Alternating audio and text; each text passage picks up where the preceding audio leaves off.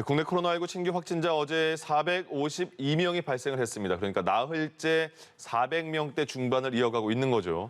곳곳에서 계속되는 산발적인 감염 그리고 봄철에 이동량이 증가하면서 추가 확산이 우려되고 있는 상황입니다. 자세한 소식은 전문가와 함께 알아보도록 하죠. 한림대 성심병원 호흡기내과의 정기석 교수와 함께하겠습니다. 어서 오십시오. 예. 300명대가 쭉 있다가 최근에 며칠 동안 400명대 확진자가 이어지고 있어요. 좀처럼 안 주는데요. 왜 그런 거죠? 글쎄요. 지금 사실은 300~400명대에서 정체를 보이다가 떨어지길 다들 기대하고 있는데 네. 숫자만 보면 지금 오히려 증가하고 있습니다. 그래서 여러 가지 요인이 있겠지만 첫째는 우리가 지금 수도권 특별 방역 대책이라는 걸 내놨지만 예. 그 자체가 그렇게 크게 효과를 발휘하지 못하고 있지 않나 하는 그런 생각도 들면서 전체적으로는 계속 그 거리두기 단계 여러 가지 이 제약들을 좀 완화해 왔기 때문에 이 상태로는 과연 우리가 원하는 전체적으로 그 전 상태 100명 미만이라든지 혹은 좀 더 안정된 상태인 200명대에도 진입할 수 있겠느냐라는 예. 좀 의혹이 듭니다. 가장 큰 이유 중에 하나는 또 이제 이동량이 많이 증가했다고 지금 통계가 나오고 있지 않습니까? 예, 이동 전화의 이동도 증가했고 교통량도 많이 증가한 건 우리가 출퇴근하면서 보면 알 수가 있거든요. 이제 이런 것들이 골고루 겹치면서 도저히 지금 3차 유행을 마무리 지을 수 없는 단계까지 가고 있는 거 아닌가 하는 그런 생각이 듭니다. 그럼 교수님이 생각하시기에 지금 상황에서는 그 거리두기 단계나 그런 게 조금 현실보다는 약하다고 생각하시는 건가요? 그렇죠. 예. 네, 우리가 정해왔던 그 5단계에서는 약한데 네. 지금 사실 거리두기 단계를 올린다는 것도 여러 가지 사회 정서상 맞지가 않습니다. 그래서 지금 이제 수도권 방역 대책에서 보다시피 좀 선제적인 방역, 예방할 수 있는 그런 조치들 이런 것들을 하면서 예. 규칙을 잘 지키는 사람들, 잘 지키는 시설과 그렇지 않은 것에 대해서 좀 구분을 해줘야 된다는 거죠. 그래서 정말 힘들게 지켜가는 사람들이 네. 좀 더 그 지키는 그 괴로움의 기간을 짧게 할 수 있도록 그러려면은 안 지키는 사람들에 대해서 어느 정도 제재가 가해져야 되지 않겠습니까? 예. 그렇게 해야 그나마 좀 줄일 수 있는 여지가 있다고 보는 겁니다. 참 그 사이에서 결정하기가 쉽지가 않은 것 같아요. 예.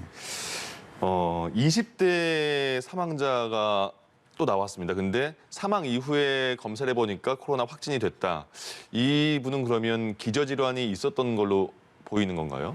지금 이제 아직 조사 중인 걸로 알고 있고요. 예. 기저질환은 아직까지 발견이 안 됐습니다. 네. 예, 그래서 한번 고혈압 관련 증상으로 진료받은 기록은 있다고 알고 있는데 예. 고혈압 진단은 받지는 않았다고 합니다. 사실 20대 고혈압은 굉장히 드문 일이거든요. 네네. 그래서 이제 확실한 것은 조사가 다 완료가 되면 발표를 하겠지만 예. 기저질환이 있든 없든 간에 20대에서도 사실 사망까지 갈 수 있다는 것은 이제 우리 국민이 다 알고 있는 부분이니까 예. 20대들도 그렇게 마냥 안심하고 지내는 건 아니다 그렇게 싶습니다. 예. 방역 당국이 조사 후에는 또 이거를 투명하게 잘 공개를 해야지 많은 국민들이 불안을 또 없앨 수 있을 것 같고요. 예. 아스트라제네카 백신과 혈전과의 관계는 굉장히 많은 사람들이 궁금해하는 것 같아요. 그래서 과연 이거 맞고 혈전 생긴 거 맞느냐. 근데 뭐 유럽에서도 그렇고 대부분 관계가 없다 이렇게 결론이 난 거죠. 예. 혈전 가지고 참 지난 며칠 동안 굉장히 여론들이 많이 들끓었습니다. 네. 일단 결론은 그 혈전이란 문제를 제기한 유럽에서의 유럽 의약품청의 결론은 아니다라는 것이고요. 또 이렇습니다. 이게 지금 사망률이 치명률이 우리나라 같으면 1.7%, 다른 나라도 2%에서 1% 사이에 움직이거든요. 예. 그럼 100명 걸리면 2명이 사망할 수 있는 질병을 예방하는 예방주사가 예를 들어서 한 100만 명에 한 명이 피치 못할 어떤 부작용으로 사망을 한다고 칩시다. 그러면 그 확률이라는 게 정말 비교가 되지 않지 않습니까? 네. 그래서 정말 100만 명 중에 한 명이 잘못되시더라도 100명 중에 한두 명이 사망하는 병을 예방하기 위해서 우리는 예방주사를 다 맞아야 된다는 것이고요. 그 EMA, 그 유럽의약품청에서 얘기한 게 우리가 예방주사를 맞음으로 해서 얻을 수 있는 이익이 위험을 훨씬 상회하는 것이다. 그래서 맞아야 되는 것이고 그 기조는 우리 방역 당국도 마찬가지입니다. 특히 이제 그 유럽 의약품청은 미국 FDA 식품의약품안전청과 더불어서 전 세계의 이 의약품을 인정하고 관리하고 하는 큰 두 개의 양대 산맥입니다. 네. 근데 그쪽에서 인정을 했기 때문에 뭐 그 권위는 믿어주는 게 맞겠다 싶습니다. 예. 말씀하신 것처럼 유럽 의약품청에서 백신으로 맞는 이익이 안 맞을 때 위험보다 크다는 거잖아요. 그게 모든 백신의 목적이 그거 아니겠습니까? 그렇습니다. 예. 예. 사실 우리가 백신에 대해서 이거 정말 맞아야 돼 그러고 저도 외래 볼 때마다 환자분들이 계속 물으시는데요. 예. 자, 지금은 많이 없어져서 우리 기억에도 없어졌지만 천연두라든지 네. 소아마비라든지 홍역이라든지 콜레라라든지 많은 사람들이 사망하거나 그것 때문에 평생 괴로움을 앓았던 모든 병들이 백신으로 인해서 거의 다 없어져 버렸어요. 네. 예, 그래서 백신은 그만큼 우리한테 정말 거의 특히 이 코로나19 사태에서는 정말 필수적인 것이다. 치료제는 물론 필요합니다. 근데 병이 걸리고 치료제를 안만 넣어도 치료가 안 되는 것을 우리는 다른 병을 통해서도 수없이 많이 보거든요. 그래서 예. 병을 안 걸리게 하려면은 백신밖에 없다. 그런 아. 말씀드립니다. 또 확실히 말씀해 주시니까 또 듣는 분들이 편하게 받아들일 수 있을 것 같습니다.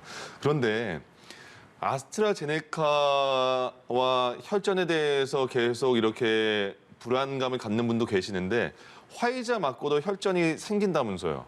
네. 이 그러니까 혈전이라는 인과관계가 게요. 말씀드리는 게 아니고요. 예. 예, 혈전이라는 게 예. 우리가 살면서 혈전증이라는 건 늘 생기는 거고요. 사람이 잘 안 움직이고 즉 순환이 잘 안 되고요. 네.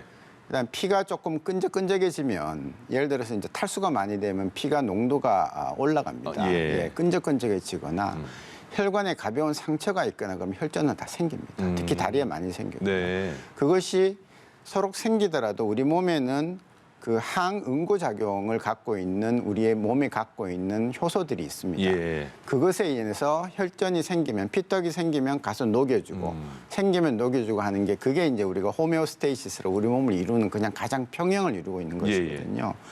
그런데도 불구하고 이 혈전증은 참 많이 생깁니다. 우리나라에서도 우리 질병청장님 말씀하셨지만 1년에 17,000건이 생기고요. 네. 서양에는 더 많습니다. 기름진 음식과 그다음에 뭐 혈관 내에 이제 그 동맥경화란 등등 이런 것들 때문에요. 그래서 백신을 맞든 안 맞든 혈전은 일정한 사람들이 생기는 거예요. 우리나라 같은 1년에 10만 명당 30명 선으로 생기고 있기 때문에 하필이면 백신을 맞아서 생겼느냐 아니면 원래 생길 사람이 생겼느냐를 계산하는 것은 의학적 통계를 가지고 계산을 하는 것이고 예. 아직까지 아스트라든 화이자든 그런 통계를 상회하지 않으니까 그거 맞고 지금 혈전이 생기고 있다는 얘기는 의학적으로는 맞지 않는다는 얘기죠. 그러니까 지금은 자연 발생적으로 혈전이 생길 수 있는 상황인 분들이었는데 그 중간에 백신 접종이 살짝 들어간 거지 연관성은 없다 이런 해석이네요. 지금까지는 그렇습니다. 예. 그럼 혈전은 지금 그겁니까? 백신을 일반적으로 자연 발생되는 혈전 양과 지금 백신 맞고 이후에 혈전이 생긴 그 양이 큰 차이가 없다는 거죠? 그렇죠. 이제 이번에 유럽에 문제된 것만 해도 500만 명 백신을 맞았는데 30명이 생겼거든요. 네. 그것은 500만 명을 백신이 안 맞았을 때도 30명 정도는 충분히 혈전이 생기고 있다는 얘기거든요. 예. 그러니까 그것 때문에 생겼는지 원래 생겼는지 알 수는 없지만 원래 뭐가 원인이 돼서 생기려면은 그거보다 훨씬 더 많이 생겨야 되겠죠. 네네. 예. 그런데 이제 평균 이하 내지는 평균 정도밖에 안 되니까 해석을 그렇게 한다는 겁니다. 알겠습니다. 아직까지 혈전과는 연관성 없다. 백신 맞아도 안전하다 이렇게 말씀해 주셨는데요. 이거는 좀 어렵습니다. 독일 연구진이 아스트라제네카 백신 접종 후에 희귀 사례인 뇌혈전증이 발생하는 원인을 발견했다. 이건 어떤 내용이에요?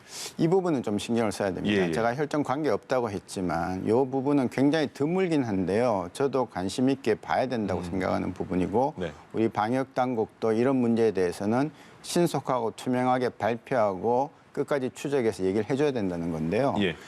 뇌 정맥에 생기는 혈전입니다. 이것이 특히 여성들, 독일 여성들한테 55세 미만인 여성들한테 많이 발생을 했고 네.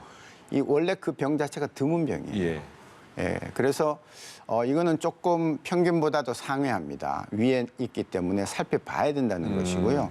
평균보다 상회라는 말씀은 백신 이후에 나오는 그 생긴 상황이요? 네, 백신보다 네. 백신을 맞든 안 맞든 평소에 생기고 있던 것보다 더 많다는 네. 거죠. 자, 우리나라에 17,000명 생긴다고 했는데 그보다 이 뇌혈전은 더 많이 생겼던 겁니다. 예. 독일에서입니다. 그래서 이제 지금 따져봐야 되는 것이고 뇌혈전이 생기는 이유 중에 하나가 여성에서는 피임약을 복용할 때 생깁니다. 예. 그래서 혹시 이제 그런 것들 다 따져봐야 되겠지만 네.